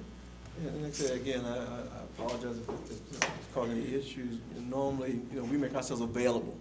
Even when we come down to the inspection division, Mr. Bill Elam, who's the officer up there, he's very, very reasonable. If anything happens, you know, or you're running late on something, they'll know. But we do expect that the event organizer, because that's the one we normally meet with, that event organizer is told, hey, if you bring people in, make sure, it's your responsibility to make sure they have these certain things. You know, the licenses are up to date, the food license is taken care of, and so we kind of look at that's the event organizer to make sure those things are taking place. So that's where you may have some breakdown, because with the organizer, if it's not keeping up with the people that he or she is bringing in, you may have some disconnect in terms of what they should have. I see it. The level of frustration, so That was I not the remember. breakdown. That Okay. was not the breakdown. Yeah. And I'm sad to say that Ms. Ivy is not here tonight. I think Yeah. it would have been interesting if she would be here, because it was a mess. Okay. And it was not pleasant.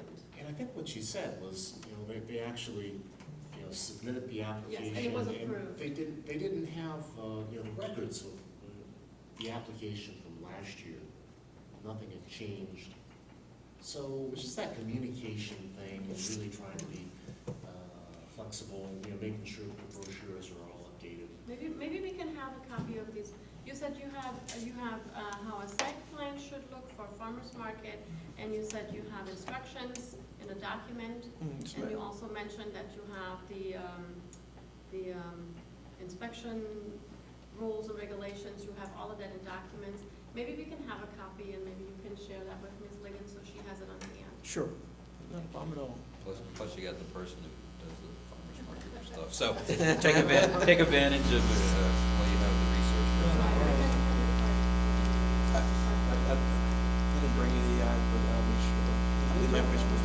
It's great. Say again? It's a great market, and I guess we got 3 more sessions before. Well, it goes all the way to the week before. It was Christmas. Because most of the farmers markets, they're organizers, they see me all the time at the meetings. If they have questions, or they have issues, they will normally call the office and ask for me. I need to see Mr. Mosley, and my team will find me. So if there's an issue with the inspections or the issue with processing, they will normally find me in the center to ask the question, okay, I'm supposed to, this is not going well, what's going on with this? I'll find a solution for them. So that's why I'm here. And if that fails, you have me. I think we did call you, didn't we call you? Yes, I did. For a couple of them. You're on a speed dial, you know? Hey, just so in general, with the new director, what do you see coming down the pike? Are you gonna hire more people, or there's some changes coming up with the other divisions, or DPI in general in the next month? Yes, our new director is very big on us trying to make sure we fill any vacant positions. She has been very adamant, talking to our associate directors to make sure if you have any vacant positions, they need to be filled. Because she doesn't want, you know, hey, we say we can't do this because we don't have people. That's not an excuse. And so she is very on top of that. I mean, like, I just received a promotion about a week or 2 weeks ago. So my position is vacant. And so now I have to backfill that position at DPI, and we got to do it in a hurry. So my associate director told me yesterday, you haven't done it yet? What's holding up? And so we're trying to make sure all the positions are filled so that we can service the county in a very expedient manner. We don't want somebody saying, okay, well, you have a vacant position, you didn't fill them. We don't want to hear that from our council chair say, well, okay, you had 30 positions and you only filled 5. What's going on? We don't want that. We try to make sure that we fill them. But we do take our time, make sure that we're filling with qualified people. We're just not going to fill them just to fill them.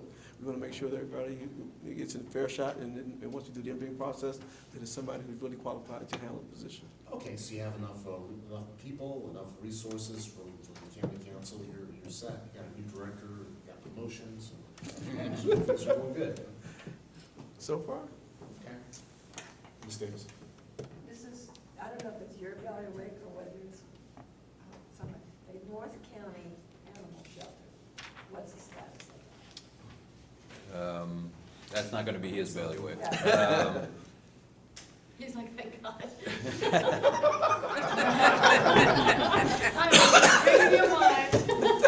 And I apologize, I actually had a conversation with the director of the Department of Environment today, and I totally forgot to ask him about what the status was in my preparation for tonight. Obviously, the animal shelter itself is in the CIP for the out years. There was money set aside, obviously the work that was done with the jurisdictions that were interested in doing it. I think we contributed a little bit towards it. The good thing is, we don't have to recreate it. You know, sometimes when you get a new director in an agency, they don't have the knowledge base of why things were done in a certain way. In this case, with Mr. Joseph Gill, he was the deputy director for the department, so he's fully familiar. So let me just beg off the question. Let me send him a formal request just to ask what it is, so I get it back to you in writing. I appreciate that. I think all of us would appreciate that. Okay, I'll get it. Okay. Message from Chief Bowers, I can help you. Oh, great. Always need I just help. wanted to make sure, we're all doing it, just in case you didn't have an opportunity. Chief Bowers talked to Chief Taylor. They're waiting for the new administration to decide the direction, as Chairman Turner said, but he did note that it was in the CIP. And they had a CIP budget meeting coming up in the next couple of weeks. Okay. And so they'd be getting back to Chief Bowers. I probably would have, if I had done my homework, I would have said the same thing. But anyway, thank you. So are you starting to have budget hearings? Now, traditionally, our budget process, well, the county executive starts their budget process about now in November, meeting with the agencies about what their needs are as part of the process. The one thing that I know the county executive also broke was a focus, particularly in this year's budget. And Mr. Mosley talked about this, about updating the operations of our agencies, that were, as she would say, you know, we were more in the 80s than we were in the 2000s about how we operated. And so I know there's been a lot of focus. We just literally yesterday confirmed the new director of the Office of Information Technology. Stole her from Fairfax County, where is a resident of Prince George's County, so she's coming home. And so she was very impressive, given her experience. So help these as we provide the resources as part of that. But long story short, so the county executive is starting their budget process. We as the council don't get involved in that generally until the budget is submitted, which is in mid-March. Right. In the past, we've in the previous, not recent past, we've done kind of mid-year budget reviews. We've done that not for the entire agency, but for some issues that we wanted to make sure we're keeping track of. We may do that in the beginning of the new year, but it's not a full agency review like we do during the budget. So. I just want to give you a heads up. We've got some concerns about the tax differential that we receive from the county. We use, there are a few areas that seem to fluctuate every year, every 2 years. We don't really know why. We have precedent, we've been funded at a certain level, and to have it zeroed out the next year is just confusing. Okay. Yeah, I know we're involved in the last couple of years on it. Mr. Moran stepped It out. was the fire equipment or something. Something with the fire equipment. We had Jeff Williams, our city treasurer, represents the city on the committee, and he said, as he just reported to you all just met, there was a question in terms of police vehicles, getting the 100% you all asked about beyond the building. So we had the funding for the volunteers, but there was some concern in terms of full amount of that funding. Yeah, because of the vehicles, because of the ambulance. Now, I know that, just for the record, there are, thank goodness, at least with Prince George's County, we get a tax differential. That's right. There are counties, there is no tax differential for cities. Correct. So it's like, whoa, you really get double tax. Oh, they're doing some litigation out there on Eastern Shore, Yeah. specifically for that reason, because they're entitled to it. That's where the taxes, revenue is actually coming from. Ocean City. Ocean City. Ocean City. And Salisbury. The same thing here, the economic activity for the county, especially in District 4, it's Northern Prince George's County. We're the engine that really drives the entire county in so many ways. And you talked about people coming over from Fairfax to Prince George's County. It seems like over in Mr. Iannucci's shop, people are, it's pretty stable now, but other counties, a lot of people are moving around. In the economic development Economic field. Development Corporation, any thoughts about things that we should be asking for or trying to do in Greenbelt to get more back from the county through Economic Development Corporation? I know, I believe, I did receive a letter from the city with respect to park and planning funding. That's right. As part of that, I think I noted that City of Bowie has also made that request as part of that. So that will be part of our conversation with the Park and Planning Commission about, equity issues. However, it does get into touchiness as you're looking at the county as a whole about, well, does only one part of the county get funded because we provide more of the tax base as opposed to all of the county residents taking advantage of the recreational activities. So it's not as clear cut as, well, we provide X and therefore we should get X as part of that. That's not the way the county operates generally. So not to say we won't raise it as an issue as part of our budget discussion with Park and Planning, because it has been raised before. Yeah, we service so many individuals. Sure. People in Berlin Heights and College Park and all over, Landover, they I come here think, from I so think many the camps. issue was that it has not changed in a long time.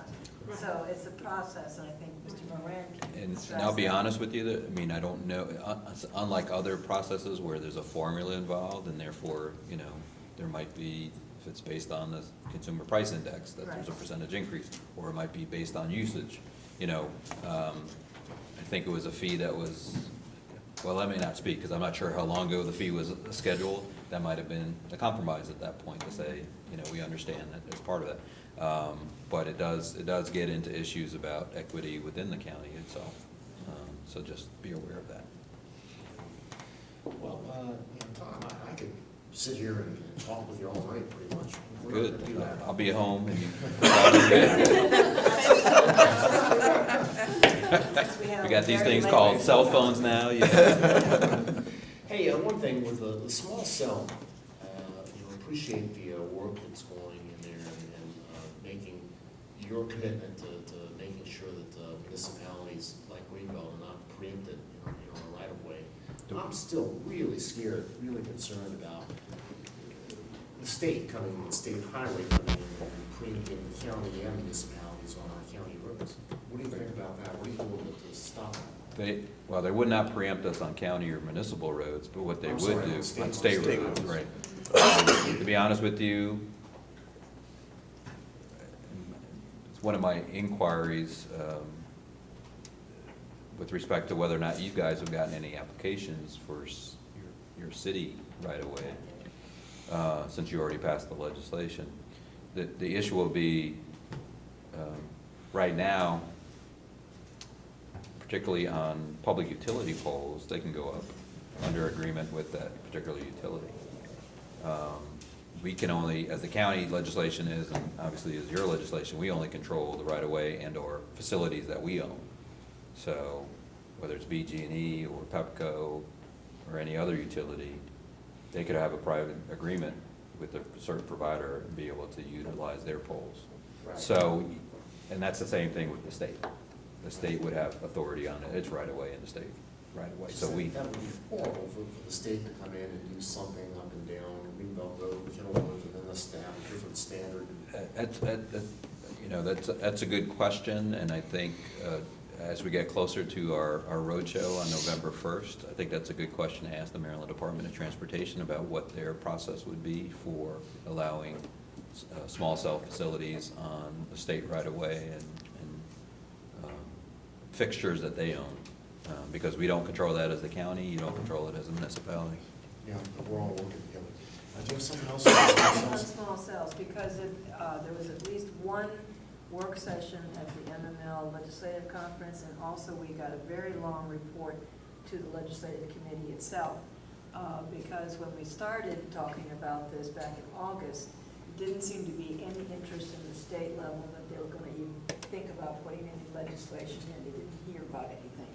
Oh, But, about preempting all of us, you mean? well, about any, a new state law, period. I mean, because there have been bills for the last. And they failed. Yeah. But basically, Mr. Kelly of the Finance Committee has now requested a meeting of MML, MACO, and the carriers at the end of October to talk about some state legislation. And that was like, oh, all of a sudden now we have to. Yeah, it be hasn't gone careful. away. I thought there was an interim work group that was supposed to be And working. that has not Met. met. The carriers seem to be okay with the municipalities right now, though there was some suggestion that some of the carriers are going to wait until the next presidential election to see who comes in because of the new proposed FCC order, whether that goes through or not. So right now, as you said, Prince George's County is working on theirs. So we'll see what comes out of that meeting, but we think that there is going to be some legislation. With the new FCC proposed order, we all know that that's supposed to be stricter than what they already have. So And that affects the counties as well as, Yeah. us. Are you up to speed on that? Just Can in I- terms- Well, I'm trying to drill down. I was going to drill down if you let me do it. Yeah, I know you don't really get as much time as you'd like to. Go ahead. Whoa! Guys, let's not do that tonight, really, because 10 o'clock's enough time. I mean, let's not get into that. Go ahead. Thank you, I appreciate that, since I sat in on the meeting and took notes. Okay? Go ahead. Fine.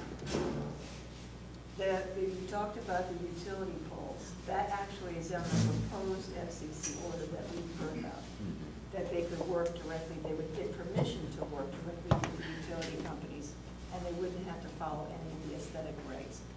Also, that if they place a device on a building, give them permission to put it on a building on one site, then what they would do, the new FCC, is that they could place them anywhere on the building. You could keep adding them to the buildings. Also, if they were given permission to install one, they could expand the size of the device without our ability to appeal. So those are things that we really have to look at. And I know that I know that MML is going to be writing some comments. We're part of a group also that's looking at things like that. So I'm sure the county is working with MML, or MACO is working with MML. Yeah, so the reason that we're moving forward, we're one of the several jurisdictions that are moving forward. Montgomery has, Howard County has, Anne Arundel County has. In anticipation, one, two, of any additional federal rulemaking, and two, with any potential state legislation that would preempt us. So having the legislation on the books as the General Assembly comes into session next year, as they consider it, obviously we would prevail upon our delegation here in Prince George's County, that if any other legislation were to come forward, that it would not, in essence, those jurisdictions that have on the book stuff would be grandfathered. That's traditionally how it's been done. Can't guarantee that, as you indicated, there were two different bills. There was the industry bill, which preempted us, and then you had the governmental bill, MML, MACO bill, that gave us some authority within our own right of way, which, anyway, no comment on that. So yes, so that's why we're moving forward with our legislation at this point. Thank you. Hey, there's another FCC order that is impacting our cable, should or may in fact greatly impact our cable franchise. Franchising. And we've joined a coalition of other municipalities to try and fight that or do what we can to find the costs that are in-kind costs that would be removed or that would reduce the fees that we're receiving. So I was wondering, are you, on the county level, are you working on that, or taking some action? Or? Not working directly, my understanding, and this is from some representatives who serve on the franchise agreement from the industry, that there's been ongoing negotiations for a long period of time, and that has not been resolved. The one thing I'll also say, there was also state legislation, probably in the last couple of years, that would also preempt and or change how we do our franchise agreements in this local jurisdiction. So we have to be prepared if that comes back again as well. Apparently, there's the new order that came out last month. Okay. It does in fact have the potential to preempt ability to define the amount that we're able to justify receiving. Sounds like an issue for NACO and for the National League of Cities. Okay, hey, there's a question out here. Does council have any other questions or concerns? Mr. Williams? I had a couple of questions, but going back to the question of the right of first refusal that the county has, I've had a request for some information as to whether if the county should choose not to exercise that right, if that right extends to nonprofits within the county or in fact municipalities within the county. I know in Greenbelt, in the past year, one set of apartments have been sold, and I'm told that there is another set of apartments that's about to be sold, and there's a third set of apartments that is about to be sold. And if the county chose not to exercise that right, either nonprofits or the municipality might want to, but I don't know if the right extends to the nonprofits and with the municipality. So, Mr. Turner, if you can tell me. I'd have to go back and look at the legislation to be, my understanding though is it's the county's right to work with not-for-profits or local governments. I don't What if think. it chooses not to? No, this is when the county government chooses to. No, but I say if it chooses not to. If it chooses not to, I don't think there's an independent right for either local government or a not-for-profit to have that.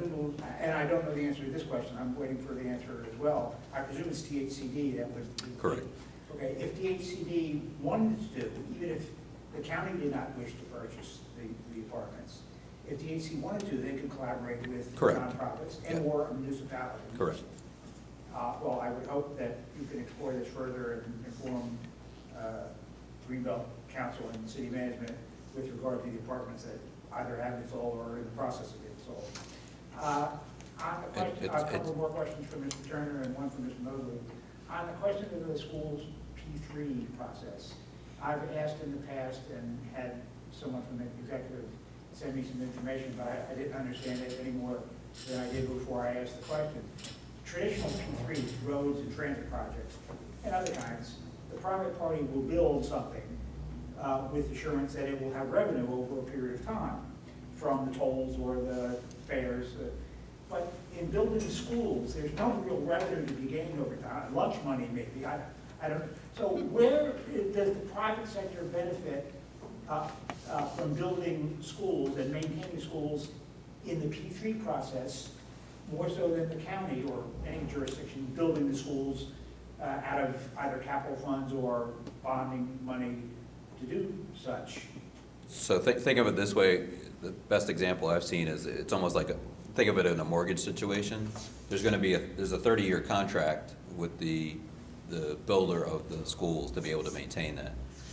What will require is the public sector, county, public school system will have an availability payment. This is a payment either annually or monthly to be determined as part of the contract that says that in essence we're paying back for the building of the schools over the 30-year period and the maintenance of the school over the 30-year period. So it's public funds, but we get more schools built using the public funds than we do traditionally right now. The only benefit I see to in this instance, our county, is that it's not paying for the employees that are doing either the actual construction or, in the long run, the maintenance of the facility. And I don't know that that's a constructive or progressive thing for this county or any other to do. Underneath the board's resolution, what we're talking about is the major facilities of the school. So you're talking about heating, ventilation system, the operational stuff. The actual cleaning daily as part of that is not included in that, so we'll have custodial staff to maintain the school. Correct. I can tell you right now, county employees do not build schools. We contract that out. So that's not going to be any different. So I don't understand the P3 process. Maybe someday I will, but I don't know yet. On transportation, last year, calendar year 18, DPWT completed its transit development plan. Correct. And I understand council the committee had one briefing on that plan, but there's been nothing subsequently done with regard to that plan. It's not been formally adopted in any sense. Doesn't have to be. I mean, it's a plan, so there's no formal approval process. I will say, as part of our budget discussion with the county executive, we had attempted to get additional funding to implement some aspects of the transit service operation plan. However, we've had a change of administration and a change of the director of the Department of Public Works. And this is their first budget, so they didn't necessarily say that there would be funding in this year's budget, but it is a priority for the council to be able to move forward with some of the recommendations. There's a lingering question, and I know I've raised it with you. Since federal monies are involved in this, I think DOT or FTA has a requirement that transit agencies receiving federal funding have to have a 5-year transit plan every 5 years. And I don't know if it has to be approved by FTA, but it has to be submitted to FTA with some sense that this plan has been adopted by the local jurisdiction. And if that's not the case, and it's a lingering question because I don't know the answer, and I've asked and I've not been given a definite answer, it's possible, I don't know, but it's possible that at some point in the future, FTA could say, well, you have this plan, but the local legislature has never adopted it. We could run the risk of losing that federal funding for a period of time thereafter. So you could probably readily get it more than I get an answer to that question. And if so, you ought to be about adopting a transit development plan. Okay. Lastly, on Thank you. transportation. I think we'd like to kind of move on with those things. Yeah, if you don't well, mind. this is for the edification of others, not just me. I could speak to Todd. I'm sure he could Why get an hour. don't you ask him afterwards? Not tonight, I'm sure he but would prefer not to. So, just to for the last say, 3 we are going to years- move on, so I'd like to. If I thank may, you both for Mr. coming Mayor, out. I have one more question for Actually, Todd. I'd One like to for kind of Mr. cut Mosley. things off at this point. So, thank you, Mr. Mayor. I'd like to thank you very much for coming out and joining us tonight. And appreciate your advocacy. Do you have something more? The one last thing I forgot to mention on transportation, which will be very important to the city of Greenbelt, as you're aware, the work, the work that was done on the Virginia side with respect to the closing is going to be impacting Prince George's County side, particularly the Green Line next Yes. year. Next summer. And so I'm willing to work with the city to bring WMATA back out, talk to our regional partners in Virginia about how they had to deal with the closure of several stations as part of that. Maybe some lessons learned. I think that'd be very important as we head into next year. They did change their process after the first couple of weeks. They did, 2 so- years ago, we had that closure. Yeah, but there's gonna be several stations that are gonna be closed for work. Because I remember just at our station, that was just really inconvenient, because I had family from Europe coming that time, and I had to shuffle them over to, Other station. all over. So that But it's, that was an inconvenience, so I can just imagine what that's gonna look like next year. so It's gonna be a problem. try to get on the front end of that and have So them come out. we would like to talk about it. Okay. Also, at some point, I'd like to talk about NDOT and the MARC trains, but I haven't really had a conversation with NDOT. Perfect opportunity to come out to the WCC. Mark Station did do a presentation last year. I'm assuming they're gonna do it again. So it'd be a good opportunity. Again, that's November 12th. Oh, Okay. okay, thank you very much. Thank you. All right. Thank you. We've got a couple of information items, a couple of reports. One thing quickly, the Common Ownership Community Commission, they're looking for a place to hold a meeting in November. I was trying to arrange to have them use the meeting room at Greenbrier. It's not available at 7 p.m. So Mr. Markovich would like to know if it would be possible to use a city facility, this room possibly. Can you check into that? No, I'm I'm sorry, what's the date?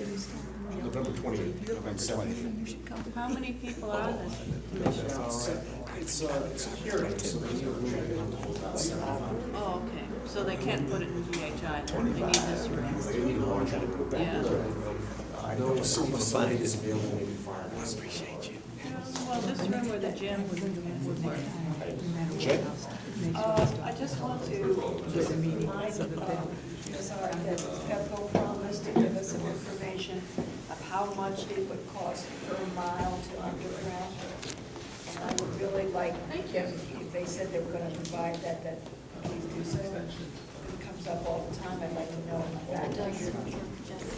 Also, for the October 28th meeting, we put 2 items on the agenda that came up tonight. CD 64, about the pinball ban.